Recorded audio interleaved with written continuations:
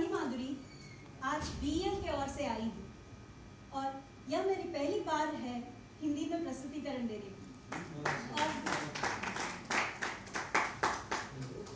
और नरकासा द्वारा आयोजित इस प्रतियोगिता में भाग लेने के लिए मुझे बेहद खुशी हो रही है।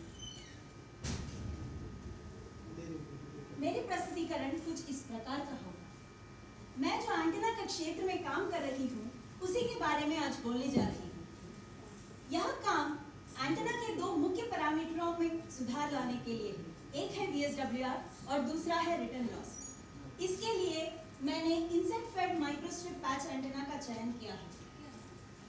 तो BEL प्रोफेशनल इलेक्ट्रॉनिक्स में अग्रणी बनने की कोशिश में है और यह हम उसकी दृष्टि और ध्येय से देख सकते हैं। देश में भारत इलेक्ट्रॉनिक्स के 9 यूनिट है और मैं हैदराबाद यूनिट से हूँ जो इलेक्ट्रॉनिक वारफेयर प्रणालियाँ तैयार करती है। तो हम यह जानते हैं कि इलेक्ट्रॉनिक वारफेयर सिस्टम क्या होता है। यह स्लाइड में इलेक्ट्रॉनिक वारफेयर सिस्टम का ब्लॉक डायग्राम दर्शाया गया है। यह देखिए, इनको हम एंटेना हेड यूनिट्स कहते हैं, इनको हम प्रोसेसर यूनिट्स कहते हैं और उसको कंसोल। तो मेरे विषय उन एंटेना हेड यूनिट से संबंधित है। तो यह इलेक्ट्रॉनिक वारफेयर सिस्टम खासकर भारतीय नौसेना के जहाजों पर इंस्टॉल किया जाता है। तो पहले ये एंटेना क्या होता है। तो पहले हम संगठन के काम का विजन देखते हैं। कुछ इस प्रकार का है। उत्पादन का काम संभालने वाला प्रभाग है नौसेना और थल सेना एंड डेवलपमेंट एंड इंजीनियरिंग। उत्पादन को समर्थन देने वाला प्रभाग है और उत्पादन से जुड़ी सेवाएं प्रदान करती है। तो अगर हमारी भूमिका देखे जाए तो मैं BEL में वरिष्ठ अभियंता हूँ और मुझे डॉक्यूमेंटेशन बनाना, PCB टेस्टिंग और इलेक्ट्रॉनिक वारफेयर सिस्टम का एकीकरण जैसे काम मुझे सौंपे जाते हैं। तो ये एंटेना क्या होता है। आप अपना हाथ सामने फैलाकर सामने से गुजरने वाला दृश्य, सूचनाओं जैसा आदि को ग्रहण करने की कोशिश किए तो लगभग एक एंटेना भी वही काम करती है। तो आमतौर पर एक एंटेना धातु से बने हुए एक रॉड या डिश के आकार में होते हैं जो बाहर से गुजरने वाला रेडियो तरंगों को ग्रहण करके उसको इलेक्ट्रिकल सिग्नल्स में बदलती है और उन्हें रेडियो या टेलीविजन या टेलीफोन सिस्टम को भेजते हैं। और इस तरह के एंटेना को हम रिसीविंग एंटेना के नाम से जाने जाते हैं। और हमारे पास दूसरी तरह के एंटेना है जिसको हम ट्रांसमिटिंग एंटेना कहते हैं, जो ठीक से उसका उल्टा काम करता है।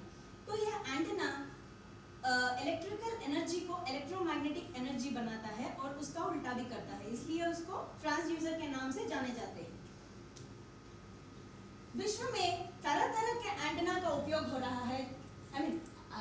एंटेना के मुख्य अभिलक्षणों में से है power gain, directivity, radiation pattern, polarisation, VSWR और रिटर्न लॉस। और उनमें से आखिरी दो मुख्य पैरामीटरों हैं जिसका एंटेना के काम में महत्वपूर्ण भूमिका है।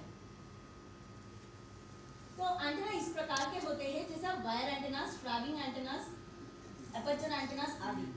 और इनमें से यह माइक्रोस्ट्रिप एंटेना को अधिक मान्यता मिल रहा है क्योंकि यह वजन और परिमाण से बहुत कम है और इसका निर्माण लागत भी कम है, इसलिए अधिक मात्रा से इसको बनाया जा सकता है।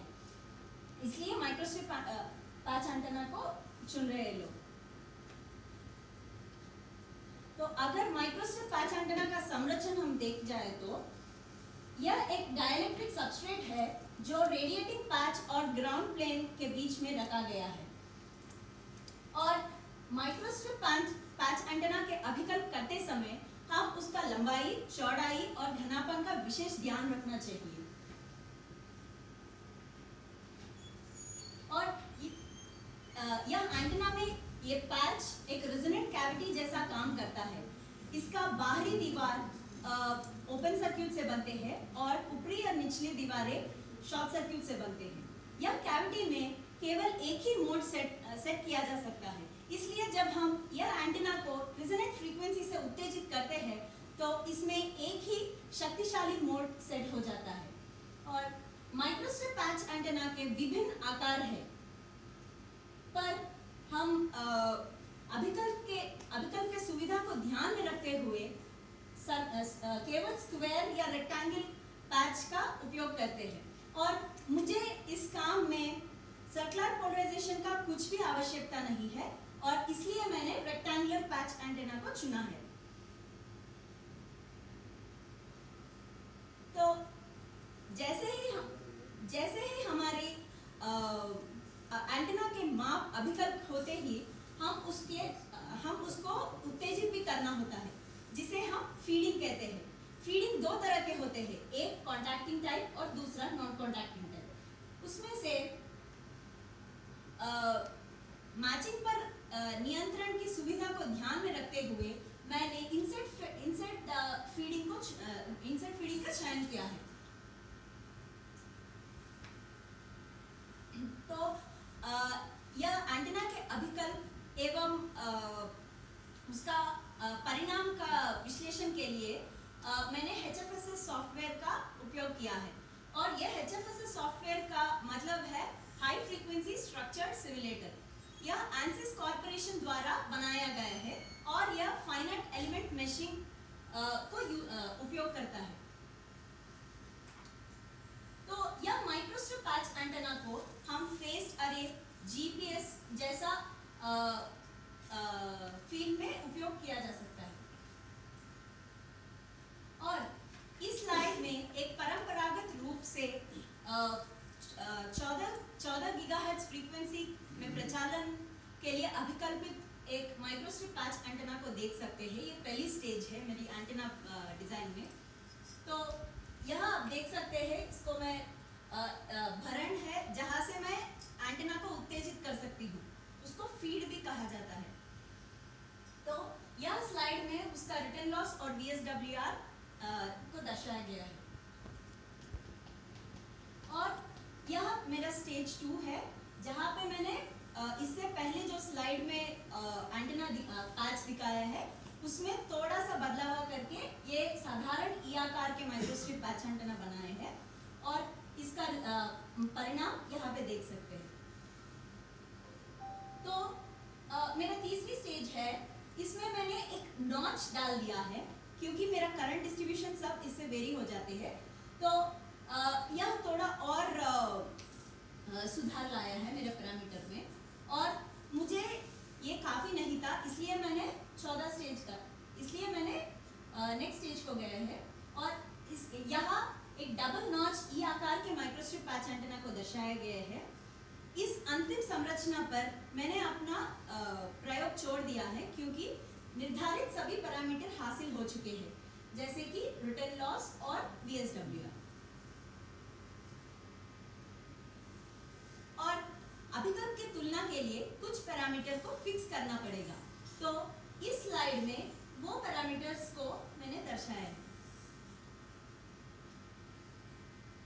और इस स्लाइड में साफ यह हासिल होते हैं कि मेरा रिटर्न लॉस एवं VSWR निर्धारित अंक तक पहुंच गए हैं, इसलिए मैंने अपना अभिकल्प रोक दिया है। निष्कर्ष में यह एंटीना अभी अभिकल्प के दशा से फैब्रिकेशन के दशा में गई है और उसके बाद उसका जांच करना पड़ेगा। और अगर यह रिजल्ट्स सिमुलेशन रिजल्ट्स से मैच होते हैं तो